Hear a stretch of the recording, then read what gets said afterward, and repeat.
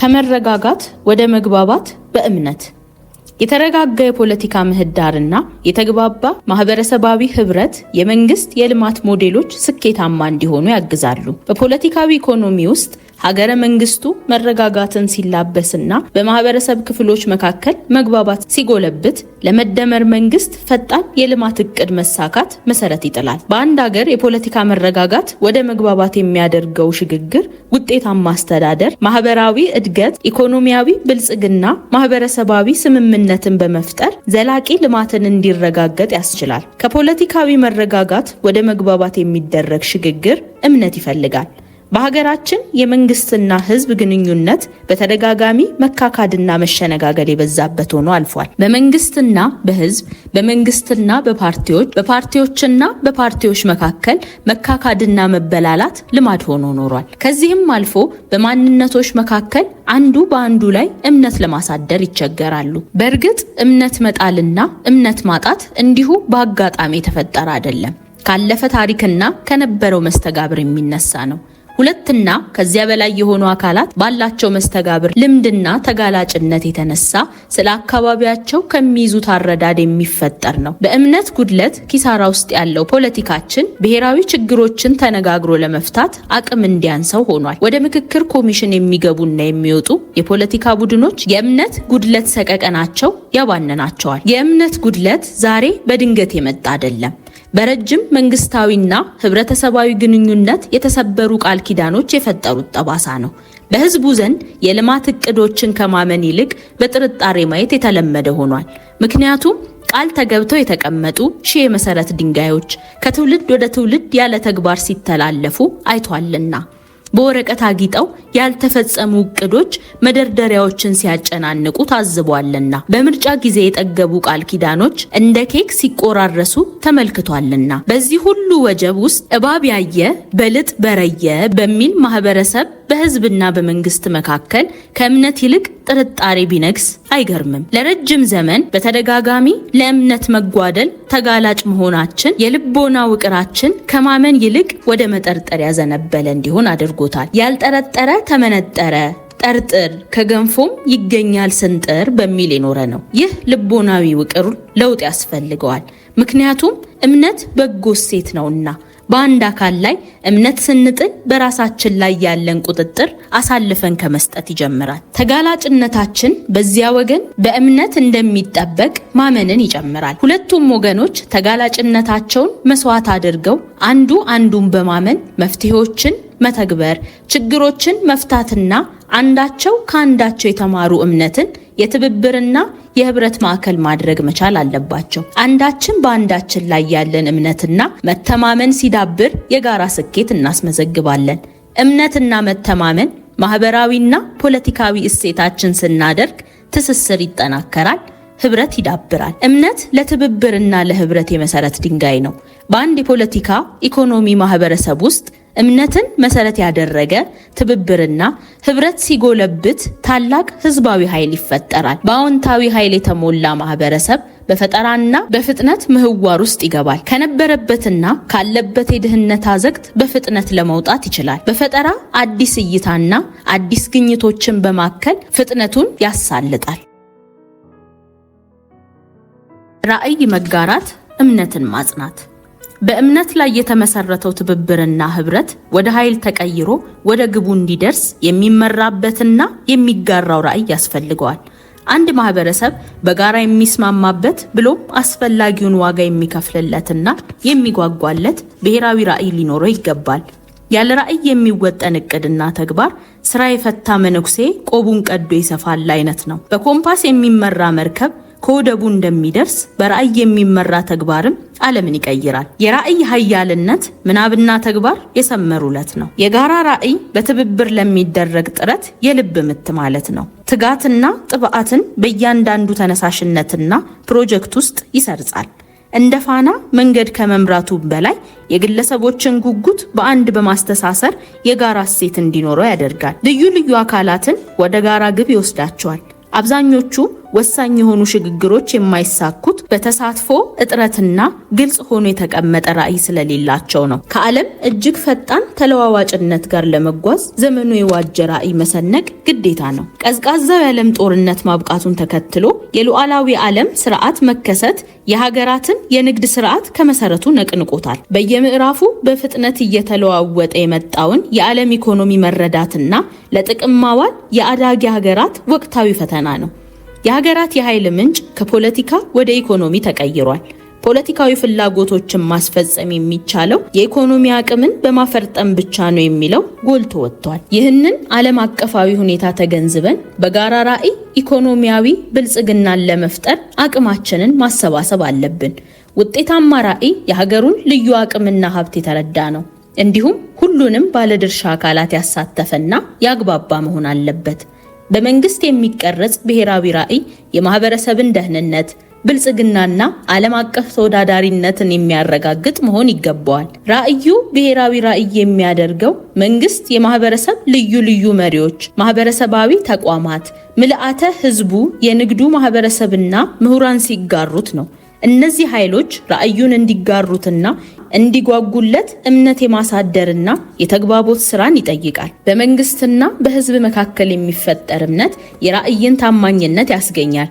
በእርግጥ ራዕይ ከእምነት ጉድለት ባሻገር ባሉ ጉዳዮችም ይፈተናል። ብዙ ጊዜ የለውጥና የሽግግር ሂደቶች ፈጥነው ለዜጎች ተጨባጭ ጥቅም አያስገኙም። በዚህ የተነሳ ዜጎች በረጅም ጊዜ ራዕይ ላይ መተማመናቸውና ጉጉታቸው እየቀነሰ ሊመጣ ይችላል። በሀገራችን መጠራጠርና ከዳር ሆኖ መመልከት የአዋቂነት መለኪያ ሆኖ ይታያል። አንድ ገበሬ የገጠመው ነገር ለዚህ ስነ ልቦናችን ጥሩ ማሳያ ነው። በገጠር ለሚገኝ ቤተሰብ የትምህርት መርጃ መሳሪያዎችን ለማገዝ በየቤቱ ምዝገባ ይደረግ ነበር። መዝጋቢዎቹ አንድ ቤት ደረሱ። እንደተለመደው የቤቱን አባወራ ጠየቁ። የለም ተባሉ።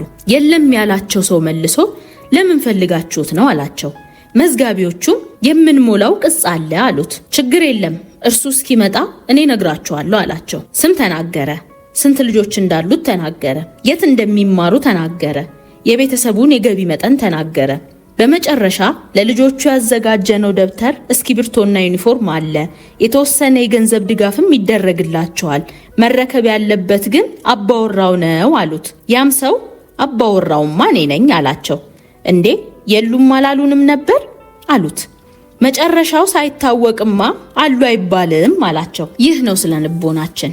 መጨረሻው እንዲሰምር አብሮ ከመታገል ይልቅ መጨረሻው እስኪሰምር ዳር ሆኖ በጥርጣሬ መጠበቅ። ራዕዩን ቢወደው እንኳን ይህ ነገር የሚሳካ አይመስለኝም ብሎ መጠራጠር ጀግንነት ሆኗል።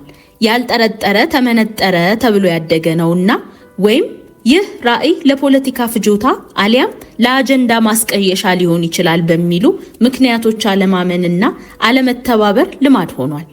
ከመንግስታዊ መዋቅር እስከ ህብረተሰብ መዋቅር ድረስ ባሉ አካላት ይህ ችግር አለ። እንዲህ አይነት አሉታዊ ልማዶች እንዲሁ አይፈጠሩም። ይልቁንም ከእምነት መጓደል፣ የዘመናት ስብራት የሚመነጩ ናቸው። በሀገራችን ከምግብ እጥረት በላይ የመተማመን እጥረት አለ። ሁሉም ለዘመናት በተፈጠሩ ችግሮች የመጡ ናቸው። የመተማመን እጥረትን ለማቃለል የአረዳድና የአመለካከት ለውጥ መምጣት አለበት።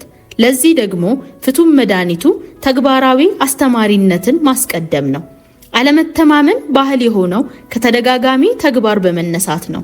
መተማመንም ባህል ማድረግ የሚቻለው በተደጋጋሚ ታምኖ በማሳየት ነው። ብሔራዊ ራዕይ ከማህበረሰብ ህይወት ጋር ያለውን ቁርኝት በሚገባ በማሳየት አረዳድና አመለካከትን ማስተካከል ያስፈልጋል። በመቀጠልም የባለቤትነት ስሜት እንዲፈጠር የተግባቦት ስራ በተከታታይነት መስራት ቸል የሚባል አይደለም።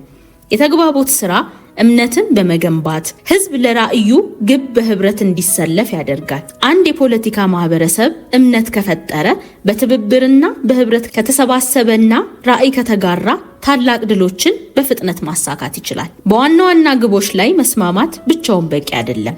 ወደ ራዕያችን ግብ ለመድረስ ቅድሚያ በምንሰጣቸው ጉዳዮችና በመድረሻ ስልትና ዘዴዎች ላይ ግልጽ መሆንም ያስፈልጋል። እነዚህንም ሁሉ ባለድርሻ አካላት ሊጋሯቸው ይገባል። በሩጫ መሙ ላይ መገኘት ብቻ አሸናፊ አያደርግም።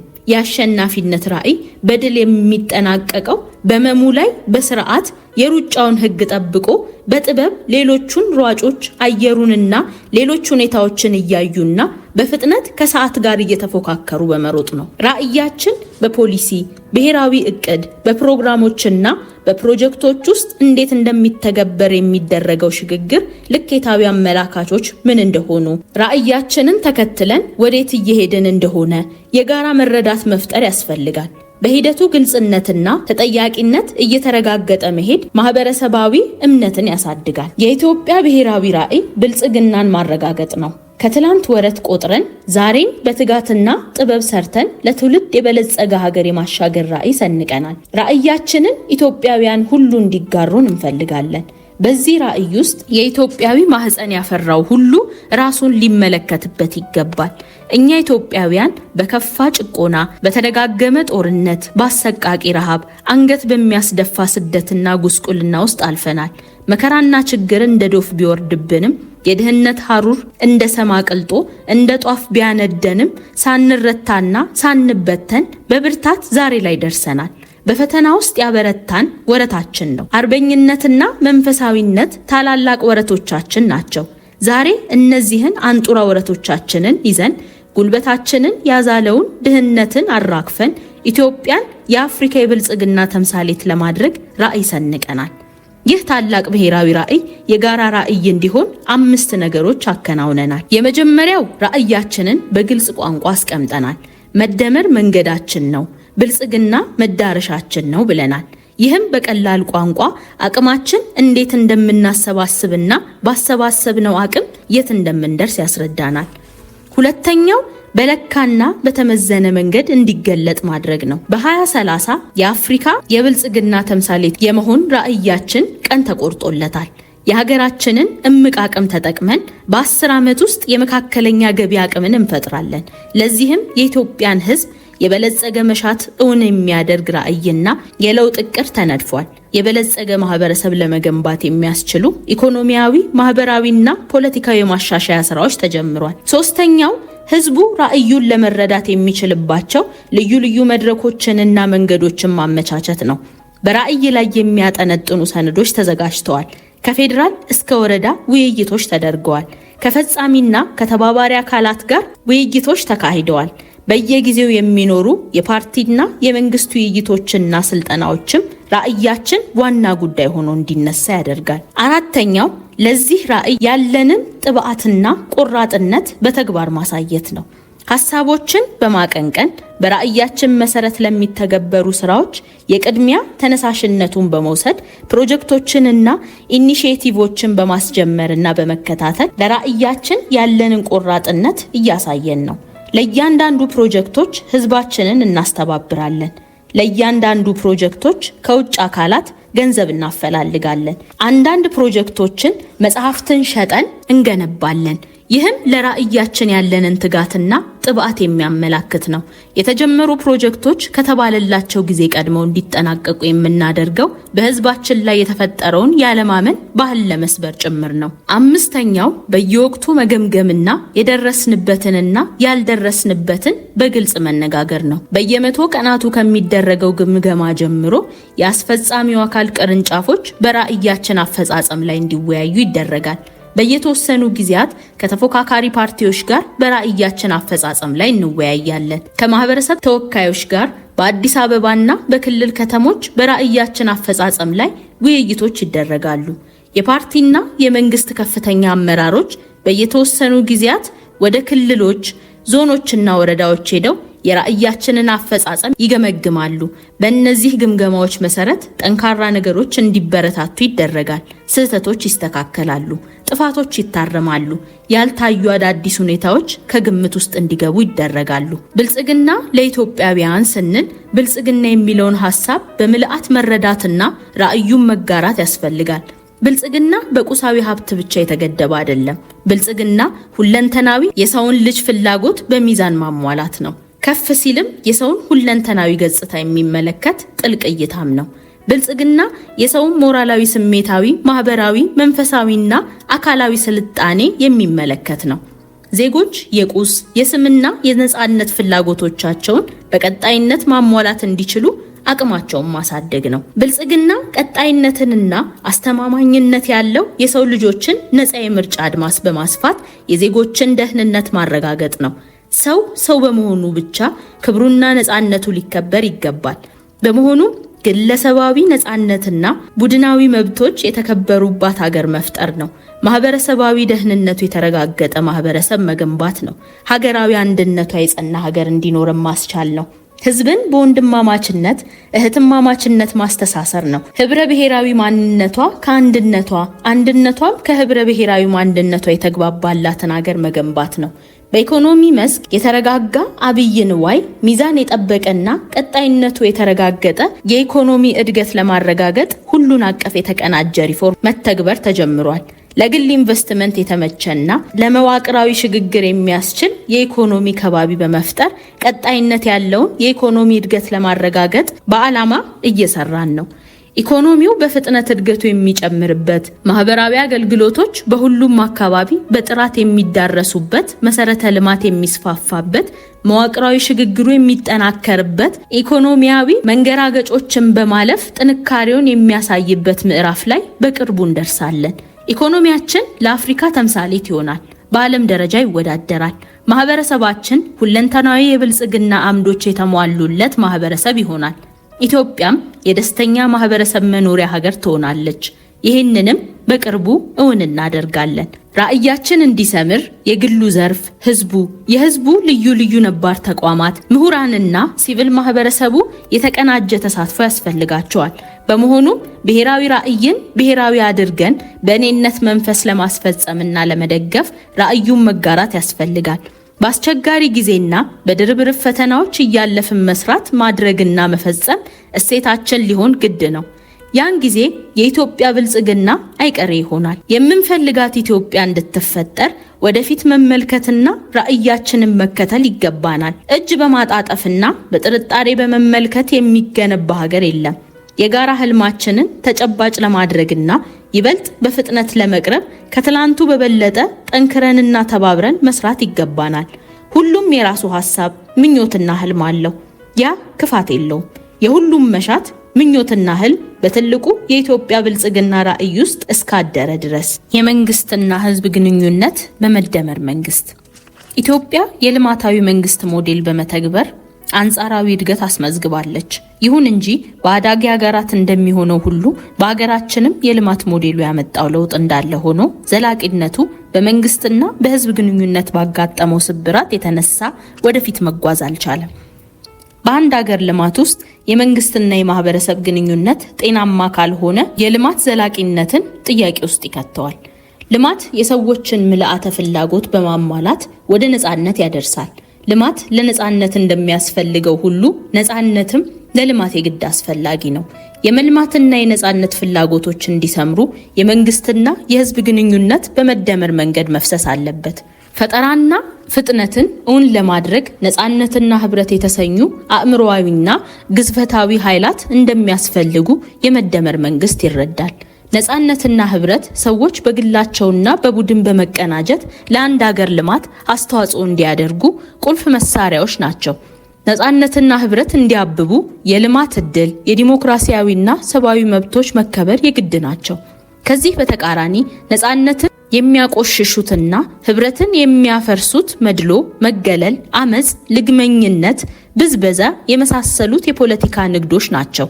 የመንግስትና የህዝብ ግንኙነት በእነዚህ ሁለት እይታዎች ውስጥ ሲታይ የአንድን የልማት ሞዴል ተግባራዊ ስኬት ወይም ውድቀት አስቀድሞ ያመላክታል። ግንኙነቶችን በአጠቃላይ በሶስት ከፍለን ማየት እንችላለን። አንደኛው አንዱ የሚገኝበትና ሌላው የሚያጣበት፣ ሁለተኛው ሁለቱም የሚያጡበት ሲሆን ሶስተኛው ደግሞ ሁለቱም የሚያገኙበት ነው። ከሶስቱ ምድብ መካከል አንዱ የሚያገኝበትና ሌላው የሚያጣበት ሁኔታ በአዳጊ ሀገራት በስፋት ይታያል። ይህም ፖለቲካዊ አሊያም ማህበራዊ መገለል የሚያመጣው ነው። በሀገራችን የመንግስት ስልጣን ላይ የነበረው ፓርቲ በአፋር፣ በሶማሌ፣ በጋምቤላና በቤኒሻንጉል አድርሶት የነበረው ይህንን መገለል ነበር። ለመገለሉ የተሰጠው ስያሜ አጋር የሚል የፖለቲካ አደረጃጀት ነው።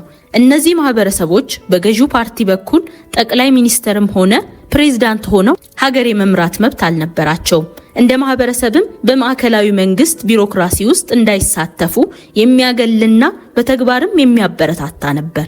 አንዱ እድል ሲያገኝ ሌላው እየተነፈገ የበይ ተመልካች በመሆን የቀጠለው ግንኙነት በልማት ላይ የሚያስከትለው ልዩነት ከፍተኛ ነው። ሁለተኛው በፖለቲካ ገበያ የሚፈጠር ፖለቲካዊ ኢኮኖሚን ለመቆጣጠር በቡድኖች መካከል የሚደረግ የፖለቲካ ቁማር ነው። ይህ ግንኙነት ሁሉም በመጨረሻ የሚያጣበት ነው። በፖለቲካ ገበያ ብዙ ሀገራት የመፍረስ አደጋ ደርሶባቸዋል። አንዳንዶቹ ከነበሩበት ታላቅ የሥርዓተ መንግስት ክብር ወርደው ማንም የሚዘውራቸው ሆነዋል። አንዳንዶቹ የፖለቲካ ገበያው የፈጠረባቸው ቁስል እያመረቀዘ መዳን አልቻሉም። በፖለቲካ ገበያ እናተርፋለን ብለው የገቡ ሁሉ ከራሳቸው ኪሳራ አልፈው ሀገራቸውንም አጥተዋል። በመሆኑም በመንግስትና በህዝብ መካከል የሚኖር ግንኙነትን የሚፈትን የዜሮ ድምር የፖለቲካ የልማት ሞዴሎችን ያሰናክላል። ሶስተኛው ሁሉም የሚያሸንፍበት የመደመር ኃይል ነው። ሁሉም በህብረት የድል ዋንጫውን ከተከታታይ ጨዋታና ከ90 ደቂቃ ፍጻሜ በኋላ የሚያሸንፍበት ነው። ሁሉን አሸናፊ የሚያደርገው ነፃነትና ህብረት በአንድ መስመር የሚጓዙበት የድል ጥምረት ነው። በዚህ ግንኙነት አንዱ የጎደለውን አንዱ ይሞላል። ሁሉም ያለውን ያዋጣል። በህብረት ክንድ የከረሙ ዕዳዎች ይናዳሉ። በነፃነት ቀንዲልነት ፈጠራ ይበረክታል። ሁሉም ይተልማል፣ ሁሉም ይደክማል፣ ሁሉም ያሸንፋል። ህብረቱ በነፃነት ፋናነት የጋራ ራዕይ ይላበሳሉ። ወደ ራዕዩ ግብ በፈጠራና በፍጥነት ይደርሳሉ። የመንግስትና ህዝብ የህዝብና ለህዝብ ግንኙነቶች ሁሉ አሸናፊ በሚያደርግ የመደመር እሳቤ ሲቃኙ የልማት ሞዴሎች የለሰለሰ መሬት እንዳገኘ ዘር ስር ሰደው ያማረ ፍሬን ያፈራሉ። የመደመር መንግስት ሞዴል በመደመር ፍልስፍና መሬት ላይ የሚዘራ ዘር ነው። አንድ ዘር በማዳበሪያ በእንክብካቤ በጥበብ ብዙ ፍሬ እንድታፈራ እንደሚደረገው ሁሉ የልማት እቅዶቻችን በፈጠራና በፍጥነት ታግዘው ብዙ ፍሬዎችን ያፈራሉ። ይህንን ወደ መሰለ ልህቀት ለመድረስ የሶስቱ አካላት ቅንጅት እጅጉን ያስፈልጋል። የቢሮክራሲ መዋቅር፣ የማህበረሰብ መዋቅርና የገበያ መዋቅር ግንኙነት ስርዓታዊ ቅንጅት ሲፈጥሩ ለልማት ግቦች አምድ ይሆናሉ። በህግ የሚመራ ጠንካራ የቢሮክራሲ መዋቅር በተደራሽነትና በማስተባበር የሚታወቅ ተገማች ስርዓት ለመፍጠር ይረዳል። ይህ ደግሞ በበኩሉ ፍጥነትን የሚጨምርና ከሌሎች መዋቅሮች ጋር በህብረት ለመስራት የሚችል አቅምን ይፈጥራል። የቢሮክራሲ መዋቅር አንጻራዊ ጥንካሬው የሚሸለመውና እየሸለመ የሚቀጣውንም እየቀጣ በመጓዝ ማሽኑ ከስራ እንዳይቦዝን ለማድረግ መቻሉ ነው። አንጻራዊ ድክመቱ ግትርነት ወይም ተላማጅ አለመሆኑ ነው። የቢሮክራሲ መዋቅሩ ከግትርነቱ ተላቆ እንዲፍታታና ተላማጅ እንዲሆን በፈጠራና በፍጥነት ውስጥ መግባት አለበት። ፈጠራና ፍጥነት ቢሮክራሲው ያለውን ጥንካሬ ይዞ ችግሩን ፈቶ የህብረቱ የግንኙነት አስኳል እንዲሆን ያስችለዋል። ሁለተኛውና ትልቁ ማህበረሰባዊ መዋቅር ነው። ማህበረሰባዊ መዋቅር የጋራ እሴት፣ የጋራ ፍላጎትና የጋራ እንቅስቃሴ ባላቸው የማህበረሰብ ክፍሎች የሚመሰረት ነው። በግንኙነት ውስጥ ያለው ሚና ትልቅ ነው። ይህ ማህበረሰባዊ መዋቅር ብዙሃን የሚሳተፉበት በመሆኑ ከፍተኛ ማህበረሰባዊ ግፊት መፍጠር ይችላል። ማህበረሰባዊ መዋቅሮች ለረጅም ጊዜ በማንነት ውስጥ የቆዩ በመሆናቸው ስራቸውን የሚያከናውኑበት ሂደት ከታች ወደ ላይ ነው። ማህበረሰባዊ መዋቅሮች በራሳቸው ከፍ ያለ አቅም አላቸው። እንዲሁም ከማህበረሰብ ጋር የተጋመዱ እንደመሆናቸው መዋቅራዊ ቅንጅቱን ማሳለጥ ይቻላቸዋል። የልማት ውጥኖች ግባቸውን እንዲመቱ የሚኖራቸው ቅንጅታዊ ድርሻም ትልቅ ነው። የገበያ መዋቅር በዋናነት ዋጋን ተከትለው በፍላጎትና በአቅርቦት የሚመሩ ተዋንያን መድረክ ነው። የዚህ መዋቅር ተዋንያን ግለሰባዊ እርካታን በመፍጠር ነፃነትን ማቀናጀት ግባቸው ያደርጋሉ። ነፃነት ለገበያ መዋቅሩ የፈጠራ አቅምን ያጎለብትለታል። የገበያ መዋቅሩ በግለሰባዊ ግንኙነቶች ላይ የተመሰረተ ቢሆንም መድረኩ በራሱ የሚፈጥረው ህግ አለ። የነፃነት ምህዳሩ እንደተጠበቀ ሆኖ የሁለቱ መዋቅሮች ተጽዕኖ ዜሮ ነው ማለት አይቻልም። በመሆኑም የገበያ መዋቅሩ ከሁለቱ መዋቅሮች ጋር ያለው ግንኙነት ተሳላጭ መሆን ለገበያው ፈጠራና ፍጥነት ከፍተኛ አዎንታዊ ሚና አለው። እንደሚታወቀው የመደመር መንግስት ሞዴል ፈጠራን የሚያበረታታ፣ ፈጠራን የሚመራና ገበያን የሚፈጥር ነው። በዚህ የተነሳ ለገበያ መዋቅሩ አዲስ እድልን ይፈጥራል። የገበያ መዋቅርን ከሚፈትኑ ተግዳሮቶች አንዱ መዋቅሩ በግለሰቦች እጅ ወድቆ ለግልና ለቡድን እኩይ ዓላማ የመዋል አዝማሚያው ነው። በብዙ ሀገራትም ግለሰቦችና ቡድኖች የቢሮክራሲና የገበያ መዋቅሮችን ተቆጣጥረው ከሀገር ጥቅም ይልቅ የግልና የቡድን ጥቅም ማካበቻ ሆነው ይታያሉ። እንደሚታወቀው አንድ የልማት ሞዴል ፖለቲካዊ መረጋጋትና መግባባት ሳይኖር በሚፈለገው መጠን የለውጥ ፍጥነትን ማረጋገጥ አዳጋች ይሆናል። የሶስቱ መዋቅራዊ ግንኙነቶች ስብራት አንዱ ጎማ ተንፍሶ እንደሚጓዝ መኪና ነው። መኪናው ፍጥነቱ አዝጋሚ ይሆናል። የጉዞው ቀጣይነትም አያስተማምንም። የመንግስትና ህዝብ እንዲሁም የህዝብና የህዝብ ግንኙነት በቢሮክራሲ በማህበራዊና በገበያ መዋቅሮች ሲቀናጅ ሁለንተናዊ ሀገራዊ ብልጽግናን ለማሳካት አስቻይ መደላደል ይሆናል።